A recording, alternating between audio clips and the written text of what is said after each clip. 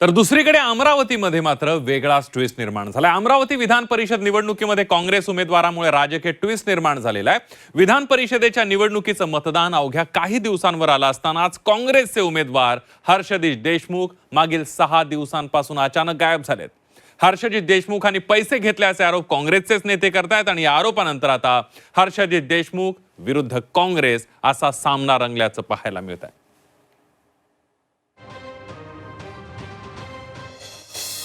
अमरावतीत काँग्रेसमध्ये सावळा गोंधळ।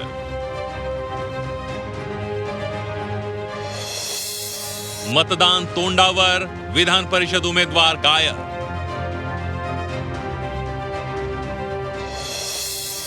पैशांचा आरोप देशमुखांनी फेटाळला।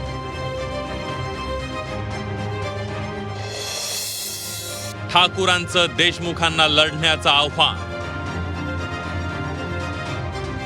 अमरावती विधान परिषदेचे काँग्रेस उमेदवार हर्षदीप देशमुख गेल्या 6 दिवसांपासून जिल्ह्यातून गायब आहे। मतदानाचा दिवस जवळ आला असतानाच ते नागपुरात खासगी रुग्णालयात उपचार घेत असल्याचं समोर आलंय। त्यामुळे अमरावती काँग्रेस आणि यशोमती ठाकूर चांगल्याच आक्रमक झाले। यशोमती ठाकूर यांनी हर्षदीप देशमुख यांच्यावर कोट्यावधी रुपये घेतल्याचा थेट आरोप करत खळबळ उडवून दिली आहे। 15-20 कोटीची चर्चा आमच्याही कानावर आलेली आहे आणि एवढे पैसे येतात कसे आणि एवढे पैसे दिल्या जातात कसे आणि मग सरकार आणि होम मिनिस्ट्री काय करते हे पण बोलावंच लागेल ना। यशोमती ठाकूर यांनी थेट अर्थकारणाचे आरोप केल्यानंतर आता हर्षदीप देशमुख यांनीही यावर प्रत्युत्तर दिलंय। यशोमती ठाकूर यांनी केलेले आरोप चुकीचे आणि बिनबुडाचे असल्याचं सांगत त्यांनी तब्येतीचं कारण पुढे केलंय। यशोमती ठाकूर यांचे आरोप चीड आणणारे असून त्या आपल्याला माघार घेण्यास प्रवृत्त करत असल्याचं देशमुखांचं म्हणणं आहे। पण आपण माघार घेतली नाही, शेर अभी जिंदा आहे असं म्हणत त्यांनी डिजिटल माध्यमातून मतदारांच्या संपर्कात असल्याचं सांगितलंय। काँग्रेसचे स्थानिक नेते जर वंचितला पाठिंबा देण्याच्या तयारीत असतील तर मॅनेज कोण झालंय असा सवालही देशमुखांनी केलाय। शेर अभी भी जिंदा आहे, मी माघार घेतलेली नाही आहे। हे लोक जर मला अशा प्रकारचे वक्तव्य करून माघार घेण्यास जर प्रवृत्त करत असेल तर मी यांना संदेश देऊ इच्छितो की ताई, मी अजूनही इथे आहे, माझी माघार नाही आहे। डिजिटल माध्यमाच्या थ्रू मतदारांपर्यंत, जनतेपर्यंत मी पोहोचत आहे। तब्येतीच्या कारणाने मी जाऊ जरी शकत नसलो तरी माझे फोन कॉल्स, सगळ्यांचे संपर्क जे माझ्या परीने माझ्या तब्येतीतून सांभाळून मी करत आहे। काँग्रेसचा पुरस्कृत उमेदवार त्यांच्याजवळ असल्यावर त्याच लोकांनी मला सिलेक्ट केलं, एबी फॉर्म दिला। त्याच्यानंतर अशा परिस्थितीत ते जर वंचितला पाठिंबा देण्याच्या तयारीत आहे म्हणजे मला आता हा संशय येत आहे की मॅनेज कोण आहे। खरोखर मला हे प्रवृत्त करत आहे की तू माघार घे, तू माघार घे, अशाच प्रकारचं याच्यातून, या वक्तव्यातून मला जाणीव होत आहे। हर्षदीप देशमुख यांच्या आरोपांवर यशोमती ठाकूर यांनी प्रत्युत्तर दिलंय। उलटा चोर कोतवाल को डांटे असं म्हणत त्यांनी हर्षदीप देशमुख यांना निवडणूक लढण्याचं आव्हान दिलंय। या निघा बाहेर, कशासाठी नाटकं करताय हॉस्पिटलमध्ये हे करायची? म्हणजे हे सगळे स्टेटमेंट भाजपला कसा फायदा होईल असे त्यांचे स्टेटमेंट्स आहेत आणि हे काय न पटण्यासारखी गोष्ट आहे, चीड येण्यासारखी गोष्ट आहे। काय आहे कुवत हे आता सगळेजण बघतायत। त्यांच्यात दम असेल तर त्यांनी तयारीपूर्वक यावं आणि निवडणूक त्या ठिकाणी लढवावी। निघा बाहेर, निघा बाहेर, हॉस्पिटलमधनं बाहेर निघा आणि या चला। डिजिटलच्या मार्फत प्रचार असतो का?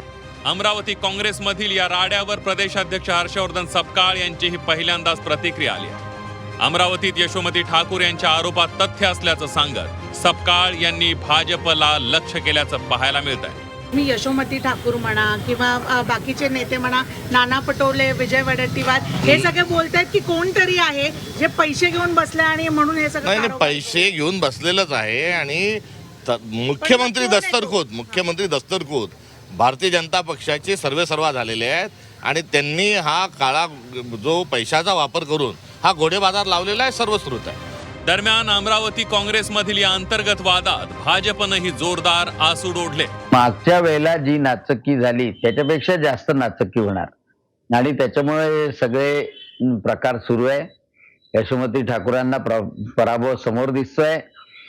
पराभव समोर दिसला की त्यांना SIR आठवते, EVM आठवते, इलेक्शन कमिशन आठवते आणि आता ते काहीच नसलं तर आपला उमेदवारच गद्दार झाला, उमेदवारांनी पैसे खाल्ले, एवढ्यापर्यंत आरोप करायला ते मागं पुढे पाहत नाही. जीर्ण वस्त्रागा आपण शिवण्याचा प्रयत्न केला तर ते दुसरीकडे फाटतं. बस आता काँग्रेसचं कामही तशाच पद्धतीने जागा आहे. जोपर्यंत काँग्रेस साधं सुधं विश्लेषण करेल तोपर्यंत त्यांचे अच्छे दिन कधीही येऊ शकत नाही. ज्या पद्धतीचं त्यांचं राजकारण चालू आहे त्या राजकारणामध्ये सामान्य माणूस कुठेही त्यांच्या राजकारणाच्या चर्चेचा विषय दिसत नाही. अमरावतीत काँग्रेस नेतेच एकमेकांवर आरोपांच्या फैरी झाडतायत. यावरून अमरावतीतही काँग्रेसची कोंडी झाली हे स्पष्ट आहे. त्यामुळे आता हर्षजित देशमुख नाही तर मग काँग्रेस कुणाला पाठिंबा देणार? अमरावतीची स्थानिक काँग्रेस ही वंचितच्या उमेदवाराला पाठिंबा देणार का, याकडे सर्वांचं लक्ष लागलंय. अनिरुद्ध दवाळे,